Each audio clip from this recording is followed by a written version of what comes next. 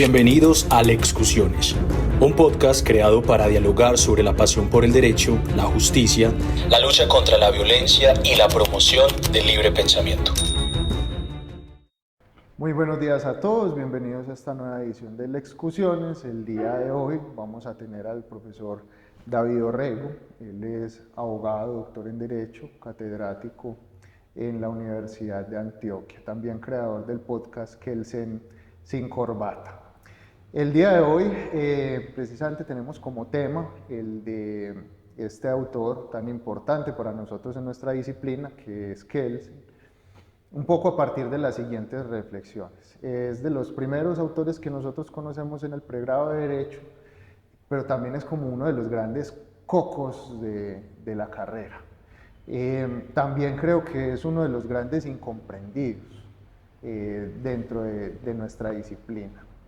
El punto es lo siguiente, y aprovecharía esto para introducir digámoslo, a esta discusión, y es: yo veo a Kelsen, es decir, veía a un Kelsen que no entendía para nada en el pregrado, y después cuando lo estuve estudiando, Derecho Romano, Derecho Canónico y el naturalismo ya de cuenta propia, y volví a abordar a Kelsen, yo empecé a mirar a Kelsen como, al contrario de la leyenda negra, que lo muestra como un tipo completamente formalista, cartonado, etc. Yo empecé a ver a Kelsen como un incendiario. O sea, cuando empecé a ver su obra y a entenderla, digámoslo, en el contexto de la teoría del derecho de su época, empecé a ver que, hombre, este tipo quemó el monte, o sea, quemó el monte para poder sembrar. Y me pareció pues absolutamente genial. Obviamente es un autor que hay que entender en su momento, que hay que entender para, digámoslo, el estado de la filosofía de su época, el mundo de su época, de la política de su época. Y terminé de verlo así, como un tipo incendiario, así. O sea, casi que yo me imaginaría a Kelsen tirando una molotov para incendiar ese monte. Bienvenido, profesor David. ¿Vos cómo ves a Kelsen? Bueno, muchas gracias por la invitación. Pues totalmente de acuerdo. En primer lugar, Kelsen es como el sinónimo de los primeros semestres de los estudios de Derecho. Es el autor que parcialmente se pone a leer en los cursos de introducción o de teoría del derecho, pero sobre él también, como dices, hay una leyenda negra de que es un autor reduccionista, de que su estudio simplemente se circunscribe a la norma y de que hay que superarlo para poder entender el derecho en sus complejidades.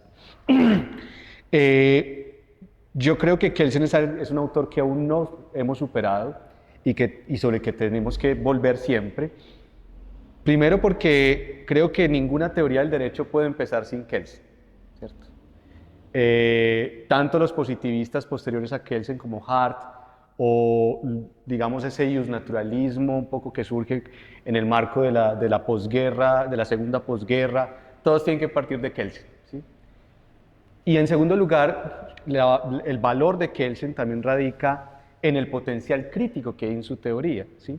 Normalmente se asocia a Kelsen con un autor, digamos, típico, tradicional, conservador, pero si uno lee bien sus postulados epistemológicos, si uno lee, por ejemplo, lo que tú dices del posicionamiento que él tiene frente a la teoría jurídica de su época, uno se da cuenta que ahí hay un martillo, ¿sí? Uno se da cuenta que se está minando la racionalidad jurídica del siglo XIX, se la está cuestionando profundamente, y es sobre ese cuestionamiento, sobre esas ruinas, digamos, de la teoría y de la racionalidad jurídica del siglo XIX, sobre la cual, diría yo, me atrevería a decir que la teoría crítica posterior fue posible. Entonces, Kelsen no solo es un autor canon que digamos que hace parte casi que de derecho del canon de la teoría jurídica, sino que al mismo tiempo es un autor indispensable para poder entender la teoría crítica. Yo además también agregaría que Kelsen es un autor complejo y que hay una serie de lugares comunes en la enseñanza de los cursos de introducción al derecho y de teoría, en los cuales creo que ha sido más confuso, ha sido más la confusión que la claridad que ha dado Kelsen, y es como la pirámide kelseniana, ¿cierto? Por ejemplo, entonces se asocia como que para Kelsen las normas están en un escalamiento de inferior a superior, pero eso realmente dice muy poco de la teoría de Kelsen. Y yo también, digamos, agregaría a todo esto que en Kelsen hay una profunda cultura, hay que entenderlo a la luz de los marcos intelectuales de su época, es decir, a la luz de la sociología que comenzaba a formarse en el siglo XX con el círculo de Max Weber, a la luz del marxismo, Kelsen estuvo conversando y discutiendo con el marxismo, a la luz del psicoanálisis, ¿sí? A la luz de la teología, por ejemplo. Entonces todos esos marcos son fundamentales para poder entender la complejidad de la teoría kelseniana y para volver a él, ya sea, sí, para apoyarnos en sus postulados, pero también para criticar. Yo plantearía una segunda pregunta, y es precisamente esa leyenda negra, esa caricatura de Kelsen, lo presenta como un tipo gris un poco, sin entender mucho su contexto y demás, pero cuando uno empieza a acercarse un poco más a él, uno dice, este tipo era un tipo valiente, un tipo arrojado, un tipo que dio debates frente a Carl Schmitt, el modelo constitucional, que en realidad era una pelea por la democracia, era una pelea, si se quiere decir, una pelea teórica contra el fascismo. O sea, es un tipo como de un gran poder, ¿cierto? Y contrasta con esa otra imagen gris y esa otra caricatura que nos ha llegado un poco en términos de muñeco de paja, pues, de lo que es el positivismo. ¿Por qué no nos hablas un poco del autor, de ese Kelsen del que no hablamos, digamos siempre? Bueno, hay que entender a la vida del autor. Hay casos donde la vida del autor no es tan importante para su obra, pero en el caso de Kelsen es muy importante, porque digamos, sus reflexiones están contextualizadas, están en un momento muy importante, que es la Viena de comienzos del siglo XX. Hay que recordar que a comienzos del siglo XX, hasta finales de la Primera Guerra Mundial, Viena hacía parte de un gran territorio conocido como el Imperio Austrohúngaro, ¿sí? Era una monarquía constitucional gobernada durante siglos por una familia, los Habsburgo, y Kelsen nace en Praga. Praga hacía parte del Imperio Austrohúngaro, y pues se va a estudiar a Viena. Entonces es muy importante mencionar a Viena para Kelsen, porque Viena fue el centro cultural de Europa a comienzos del siglo XX. Solo pensemos en la música, por ejemplo Gustav Mahler, pensemos en la literatura, Stefan Zweig, pensemos por ejemplo en el psicoanálisis, ¿sí? Es decir, Viena fue una ciudad tremendamente importante para la construcción de las ideas en el siglo XX. En segundo lugar, es muy importante también entender que hay como una especie de contradicción en ese momento cultural, porque Viena la sociedad vienesa es una sociedad todavía tradicional, anclada en el siglo XIX, ¿cierto? Una especie de burguesía, pero en un contexto monárquico, muy conservadora. Solo piensen, por ejemplo, en todos los primeros casos que recibe Sigmund Freud en su consultorio por ejemplo, pacientes mujeres que están profundamente que son sufrientes, que están padeciendo, digamos, unas dolencias físicas, y que Freud lo que dice es: ustedes tienen que hablar, ¿cierto? Porque si no se habla de esto, no se puede llegar a una cura. Eso da cuenta como de una sociedad muy reprimida. Y, por ejemplo, un ejemplo, Stefan Zweig en su autobiografía El mundo de ayer se refiere a la Viena anterior a la Primera Guerra Mundial como una sociedad envejecida donde incluso los jóvenes envejecían rápido. Es decir, a los 28 años ya tenían unas barbas largas y unos trajes grises o negros, ¿cierto? Entonces no existía la juventud propiamente. Entonces es una sociedad todavía anclada en el siglo XIX, en un imperio, pero al mismo tiempo donde están gestándose todas estas ideas, ¿cierto? Estas nuevas ideas típicas del siglo XX, y es ahí donde entra Kelsen, porque de nuevo, hay que anotar que estamos en una monarquía constitucional, y Kelsen está pensando en un Estado de Derecho moderno, ¿sí?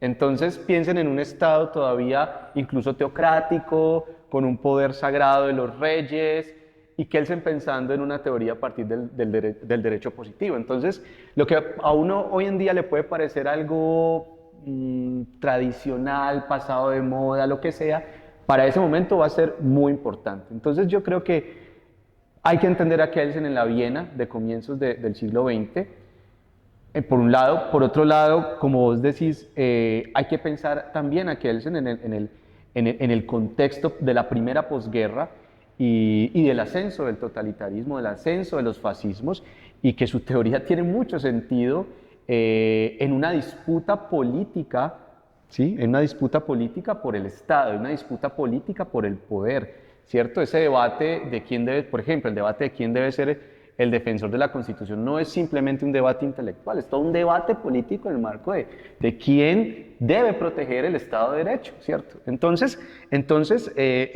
fue una disputa cultural tremenda la que ocurre en este periodo, digamos, de la primera posguerra, de este periodo entre guerras.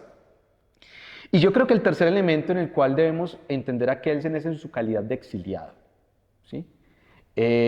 Buena parte de su vida se tuvo que ir, buena parte de su vida fue un exiliado. Kelsen era de origen judío, ¿cierto? Tiene,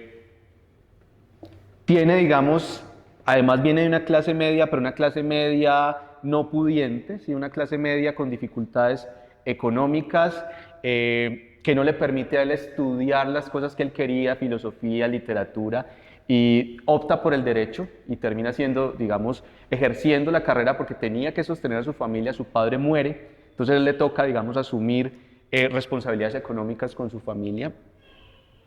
Pero además, cuando llega a cierto prestigio intelectual y llega pues a tener un lugar en la Universidad de Viena, además llega a ser un personaje muy importante, por ejemplo, en la redacción de la Constitución austriaca, una vez cae el Imperio Austrohúngaro. Kelsen, y que tiene pues ahí un lugar importante, Kelsen comienza a ser perseguido en Austria, en un gobierno conservador, incluso protofascista, tanto por su origen judío como por sus posiciones frente al divorcio, ¿sí? En el Tribunal Constitucional de Austria. Entonces se va a Alemania, a la Universidad de Colonia, a dar clases de Derecho Internacional, pero ahí también, con el ascenso de Hitler en 1933, también comienza a ser perseguido y se va para Suiza, ¿sí? A Ginebra. Pero la situación es muy compleja para Kelsen, ¿sí? La situación es muy compleja hacia el año 36, 38, porque él está viendo cómo Alemania comienza a invadir buena parte de Europa, anexa Austria, anexa Checoslovaquia, ¿cierto? Comienza a darse todos esos movimientos, todos esos pasos militares dentro de un gobierno fascista y antisemita, y Kelsen tiene mucho miedo.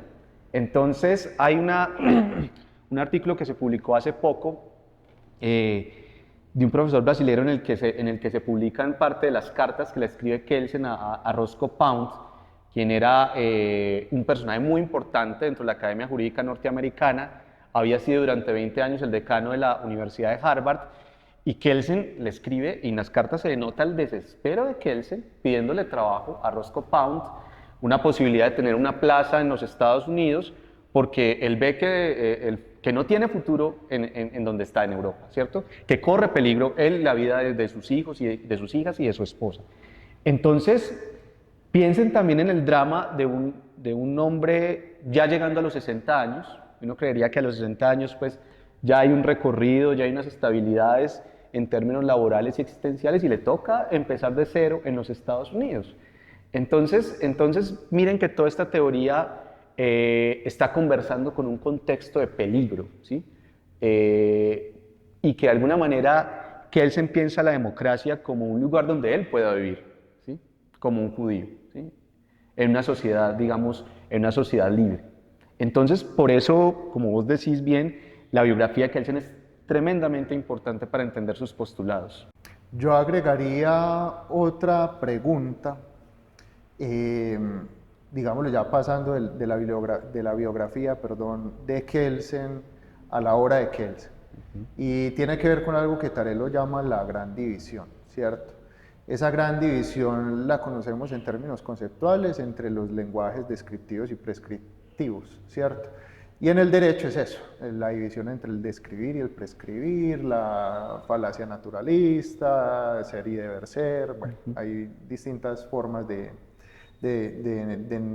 digámoslo, referirse a lo mismo, ¿cierto? Metodológicamente está esa propuesta obviamente metodológicamente, de dividir, describir y prescribir, ¿cierto? Pero uno lo que ve es que el derecho no solamente navega entre el describir y prescribir, sino también en el valorar, que sería una tercera dimensión, describir, prescribir y valorar. Y cuando uno aprecia, digámoslo, los postulados, incluso a partir del positivismo incluyente y el pospositivismo, estamos hablando del segundo Hardy, después vamos a hablar de McCormick, y después y de Alexi, y bueno, todos los que siguen de allí, uno ve el esfuerzo de la teoría del derecho por tratar de navegar entre esas tres dimensiones, describir, prescribir y valorar. Sabiendo eso, entonces, hombre, ¿cómo entender la propuesta de Kelsen respecto de la división metodológica entre el describir y el prescribir? Bueno, esa distinción me parece además una herida, ¿sí? Una herida, lo voy a decir en términos freudianos, una herida al narcisismo de la teoría jurídica. ¿Por qué lo digo así? Porque si uno mira la teoría jurídica del siglo XIX, si uno mira, por ejemplo, a Savigny o a Winscheid, todos estos autores de la jurisprudencia, por ejemplo, de la jurisprudencia de conceptos o incluso de la llamada escuela del exégesis, existía la idea de que el intérprete, por ejemplo, un juez, podía llegar racional y científicamente a la respuesta correcta, ¿cierto? Si la ley no era clara o si faltaba la ley en el caso concreto, pues había una especie de principios racionales, ¿sí?, que regían el mundo, por decirlo de alguna manera, que estaban en el sistema o en el ordenamiento jurídico, y lo que debía hacer el intérprete por medio de una metodología, que por ejemplo en el Código Civil es el método literal, el sistemático, ¿cierto? Era establecer unos pasos para llegar a esa verdad, ¿cierto? Kelsen le echa agua a la fiesta en el siglo XX, porque Kelsen dice, eso no se puede hacer, ¿sí? La labor de interpretación es necesariamente una labor política, es una labor de una escogencia, donde el intérprete escoge dentro de unas posibilidades que da la norma como un marco amplio, ¿sí? Entonces, ¿por qué lo llamo heridas narcisistas? Uno, porque antes de hablar de la división de deber ser, Kelsen nos plantea que hay una decisión fundamental entre la teoría del derecho y el derecho, ¿sí? Esa distinción no existe en el siglo XIX, ¿sí? Un intérprete era de alguna manera un científico.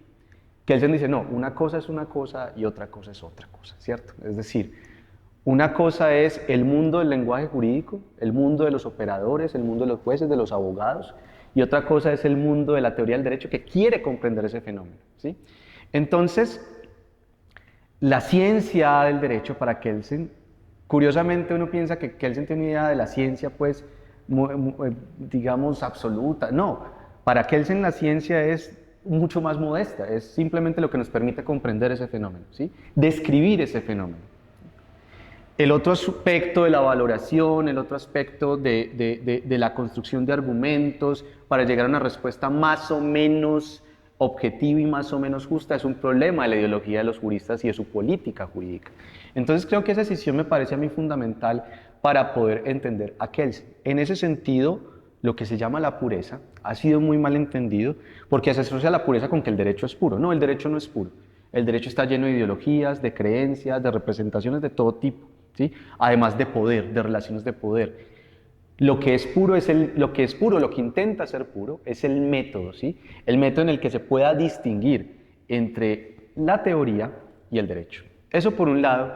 Y por otro lado está la distinción entre ser y deber ser, que es la distinción bueno, no se le inventa Kelsen, eso viene de los neokantianos, y es que no podemos confundir el mundo de lo que acontece con lo que debe acontecer, ¿sí? No debemos confundir lo que pasa, por ejemplo, es de día, con debería ser de día o con ¿sí? otro tipo de argumentos que van a ser argumentos de debe ser. Entonces una cosa son los hechos y otra cosa son las normas. Y en eso Kelsen va a ser muy enfático en esa distinción. ¿Por qué? Porque él está disputándose principalmente, en ese caso, con la sociología del derecho de la época, donde explicaban el derecho o la naturaleza o la esencia del derecho a partir de su ser, a partir de sus relaciones sociales, a partir, por ejemplo, de su eficacia. Entonces una norma existe en tanto es o no cumplida, una norma existe en tanto es o no conocida, y que él dice, son cosas distintas, porque hay una distinción profundamente epistemológica entre ser y deber ser, ¿sí? Y cualquier argumento encaminado a decir el derecho existe en tanto es cumplido o incumplido es una confusión, ¿sí? Entonces, la teoría postkelseniana le ha tocado muy difícil volver a integrar eso, ¿sí? Por un lado, integrar el elemento valorativo, ¿sí? Que debe tener, si la teoría debe tener un elemento valorativo, por ejemplo, ¿sí? Si la pregunta no es sobre, por ejemplo, qué hacen los jueces, sino cómo deben fallar los jueces, que es lo puede uno, por ejemplo, en Dworkin. Pero además, entre si la teoría tiene un papel, desempeña un papel en la construcción de buen derecho, ¿cierto? Si, por ejemplo, la teoría tiene un papel en la comprensión de qué es lo justo en una sociedad. Entonces, por eso decía al principio que criticar a Kelsen implica volver sobre Kelsen, es un paso necesario para poder tener una teoría, así sea crítica de Kelsen, porque esa distinción de Kelsen es muy difícil de rebatir, la distinción entre el ser y el deber ser, o la distinción entre una teoría que su propósito es describir un fenómeno, ¿sí? Y el fenómeno en el cual los operadores valoran constantemente lo que hacen, ¿sí? Tendría otra pregunta para agregar, y es que inevitablemente esas distinciones nos llevan a ir más allá y decir, hombre, necesariamente tenemos que hablar de la filosofía del lenguaje o del entendimiento de la filosofía del lenguaje que puede estar presente en la obra de Kelsen, porque es que esas distinciones en realidad no son distinciones solamente teóricas, sino que tienen que ver precisamente con el entendimiento que podamos tener sobre la teoría del lenguaje. La siguiente pregunta que te quería hacer era precisamente esa. Hombre, ¿qué teoría del lenguaje, o desde la filosofía del lenguaje, cuál podría ser la posición de Kelsen? Me refiero a problemas como los del significado, por ejemplo.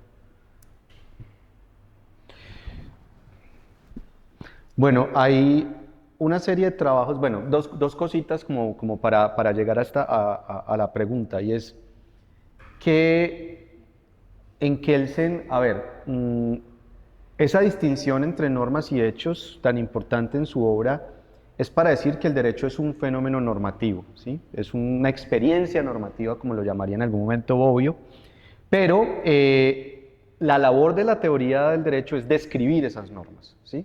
No es valorar las normas, sino describirlas. Entonces hay como lo que quería decir ahora era que hay como varias divisiones en la concepción epistemológica de la teoría jurídica en Kelsen. Ahora,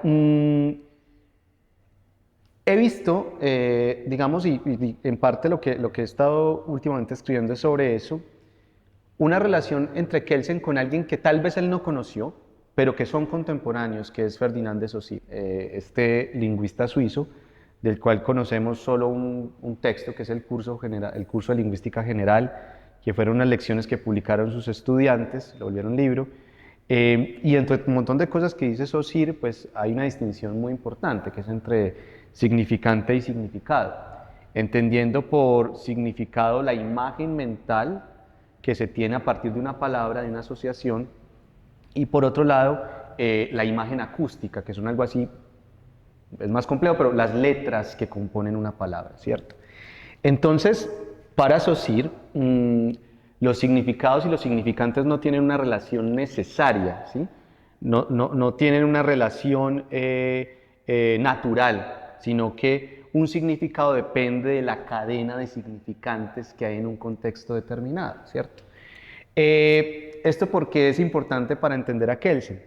Porque lo que me gustaría pensar acá es que en Kelsen las normas son una suerte de significantes, cuyo significado, es decir, cuyo sentido, va a depender de la relación que tenga esa norma con otras normas del sistema, ¿cierto? Y con un contexto de argumentación determinado. Y eso, por ejemplo, nos permite entender que lo que hace 20 años era, por ejemplo, el derecho a la igualdad, hoy tal vez sea una cosa diferente, tenga un significado diferente. Entonces, esa idea, digamos, histórica o historicista del significado, uno la puede entender tanto en Saussure como en Kelsen, me parece a mí. Eso por un lado. Y por otro, Saussure invita, digamos, a una lectura interna del lenguaje, ¿sí? Es decir, el lenguaje no tiene una referencia o no tiene una relación natural y necesaria con un referente externo, sino que el lenguaje tiene una dinámica interna propia. Asimismo nos invita a Kelsen, es decir, cómo entender la dinámica propia, la dinámica interna del lenguaje normativo para poder entender la naturaleza del derecho, ¿sí? Su dinámica, ¿sí? Sus rasgos, digamos, y qué lo diferencia de otro tipo de órdenes sociales. Otra pregunta que yo creo que es una de las cosas con las que uno pelea cuando lee a Kelsen es cómo entender que se diga que el acto de aplicación del derecho sea un acto de voluntad. Evidentemente él no lo está diciendo en un sentido de un Kratos, pues, que dice, "Jue madre, aquí va esta voluntad y esto es un acto de voluntad política", sino, bueno, digámoslo dentro de su teoría, cómo entender que ese acto sea un acto de voluntad. Yo creo que para entender eso hay que entender precisamente la decisión kelseniana, o sea, la herida, digamos, que propone la teoría kelseniana, en algo que hoy en día los teóricos del derecho llaman la distinción entre la disposición normativa y la norma. Hay como una especie de brecha, ¿sí? No hay una relación necesaria entre la norma como el enunciado formal, o la disposición normativa como el enunciado formal y la interpretación que hoy en día se le conoce como norma, ¿sí? Es decir, no hay un encadenamiento lógico, racional, científico que lleve a que un significado, una interpretación, es la única interpretación posible o la respuesta correcta. Eso está en Kelsen, ¿sí?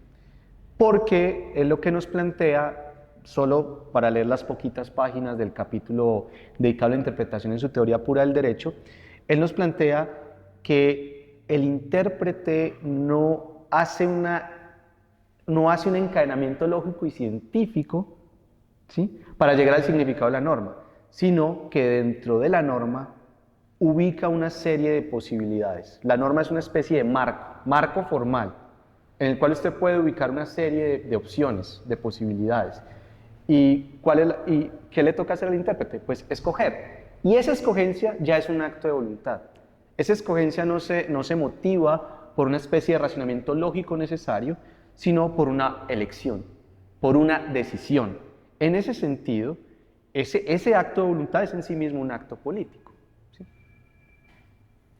Cuando uno mira la obra de Kelsen y sus consecuencias en términos teóricos, uno ve, hombre, esta es, en términos modernos, la primera piedra, digámoslo así, ¿cierto? Esta es la primera piedra y sobre esa piedra se levantó la iglesia, digámoslo así, ¿cierto? Hablando de esa iglesia, ¿vos cómo ves la relación entre la obra de Kelsen y otros autores de los que lo mencionábamos ahorita por fuera de cámaras? Se salen de algunas cosas de esas, por ejemplo, como el mismo Alexis, ¿cierto? ¿Cómo entender esas relaciones? Incluso pues al punto de que ellos mismos se llaman no positivistas.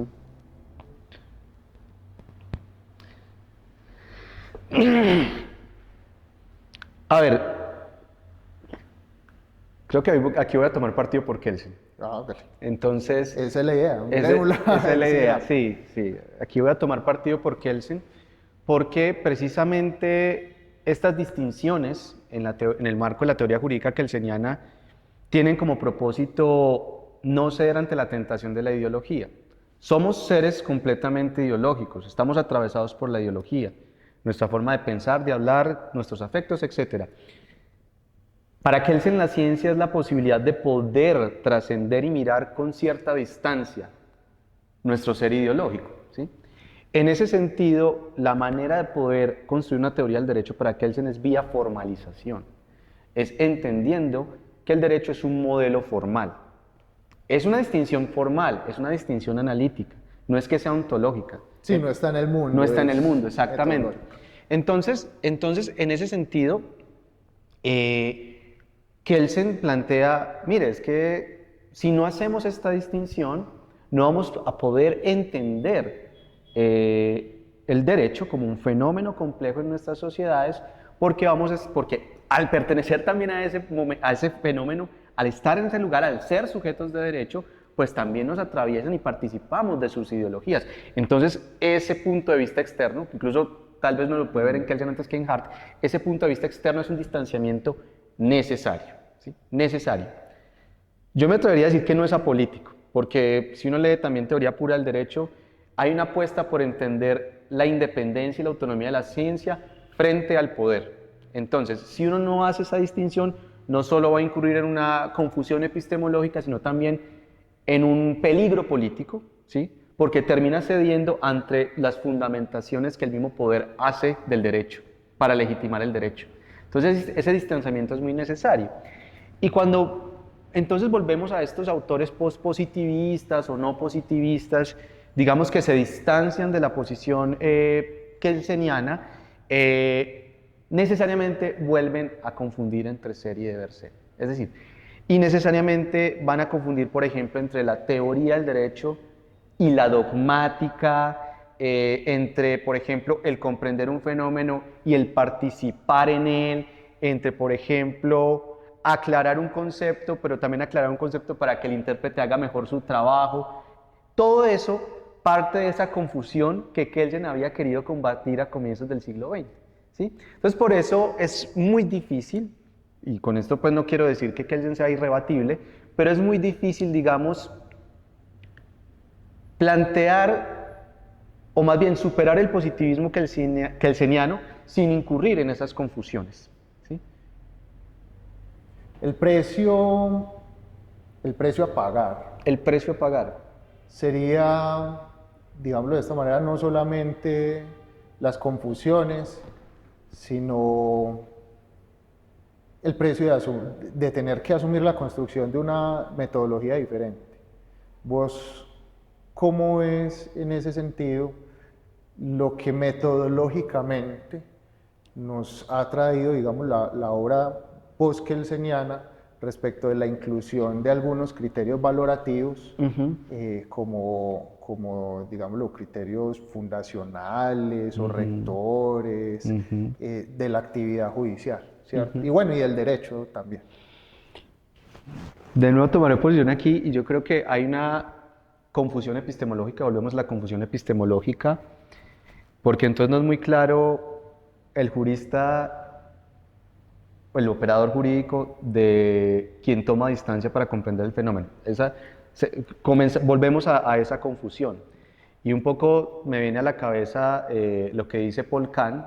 Él está hablando de un contexto distinto, que es la Academia Jurídica Norteamericana, pero Paul Kahn dice algo así como: el problema de la teoría jurídica no es que sea muy teórica, sino todo lo contrario, que es muy práctica. Y es porque constantemente el teórico, el académico, la académica, cede ante la tentación de la valoración y termina siendo como una especie de operador jurídico. Entonces, a la norma le falta esto, debe interpretarse de la siguiente manera, debe orientarse la interpretación para esto, cuando no es su rol. Su rol es el de un académico, ¿cierto? Entonces, es un poco la crítica de Paul Kahn que yo utilizaría aquí a propósito de las críticas que se le hacen a Kelsen. Y es porque esas críticas terminan incurriendo en la confusión que Kelsen está denunciando. Pero por otro lado, yo creo que aquí hay un precio político, no solo metodológico y epistemológico, sino también político, porque de alguna manera la distancia es necesaria para una buena teoría crítica y la distancia es necesaria para una sospecha de lo que hace el derecho en la sociedad. Y cuando cedemos ante la tentación de la valoración, constantemente estamos participando de sus referentes ideológicos, estamos atrapados de alguna manera en su ideología y no podemos tomar distancia para poder, digamos, apreciar de una manera crítica ese funcionamiento de lo jurídico en nuestra sociedad actual, ¿sí? Entonces me parece que la crítica en ese sentido pospositivista, se toma muy a la ligera las distinciones de Kelsen, como que se precipita de alguna manera, y al precipitarse cae en las distinciones, en las confusiones, que Kelsen quería denunciar a comienzos del siglo XX. Por último, yo agregaría, y esta sería la última pregunta, ¿cómo presentarle a Kelsen a los estudiantes del derecho sin caer en la caricatura, sin caer en la reducción, sin caer en el asunto de entenderlo como un maestro del inciso que claramente no lo era ni lo reivindicaba, y entender, digámoslo, ese valor de la obra de Kelsen? Pues yo creo que varias cosas. En primer lugar, un compromiso con rebatir los lugares comunes frente a Kelsen. Por ejemplo, a mis estudiantes en teoría yo les digo, vamos a dejar de pensar en la pirámide kelseniana. Esto es mucho más complejo que una pirámide. Segundo, creo yo, algo de contexto de Kelsen puede volverlo un poco más atractivo, en el sentido en que, pues mire, es que esta teoría tiene un sentido en el contexto de formación y de producción de ideas de comienzos del siglo XX en Viena, en la lucha contra el fascismo, en el exilio también, y en la necesidad de pensarse un lugar donde vivir, ¿cierto? Entonces creo que entendiendo ese nivel, ese contexto, pero ese contexto conflictivo en la vida de un autor, no solo Kelsen, sino cualquier autor, nos permitiría hacerlo más amable, más ameno, ¿sí? menos ceremonial, menos canónico. Y yo también diría que las teorías en Kelsen o en cualquier otra también se pueden ser un poco más amables si lo vemos en debates y en conversaciones, ¿sí? Uno puede ver en los trabajos de Kelsen de teoría pura, pero incluso anteriores, una discusión con la sociología del derecho. Y por ejemplo, en el pregrado de Derecho hay una distinción entre las materias, digamos, más internas, más de la internalidad jurídica, dogmática, de la teoría jurídica, y por otro lado más contextuales. Y es entender que, mire, estas son dos dimensiones que hacen parte del fenómeno social y que Kelsen no está diciendo que las ignoremos, lo que está diciendo es que las distingamos, ¿sí? Entonces yo creo que esas conversaciones son importantes, y también sus debates. Por ejemplo, su debate con Schmitt, por ejemplo, su debate con el marxismo, por ejemplo, o sus conversaciones con el psicoanálisis.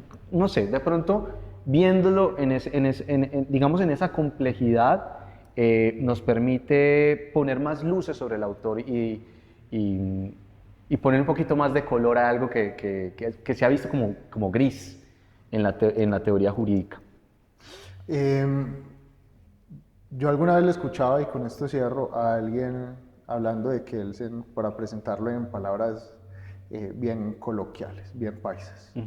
Y él decía, hombre, ¿usted quiere entender quién es Kelsen? Él es el putas del frasquito, o sea, ya, es el crack de cracks, y a partir de él se pudo construir un montón de cosas. Yo estoy de acuerdo con eso, efectivamente. David, muchas gracias por acompañarnos. A todos los invitamos a ver y a escuchar el podcast de Kelsen sin corbata, el profesor David Orrego, y pues nos veremos en una próxima ocasión para otro episodio de Excursiones. A todos un abrazo.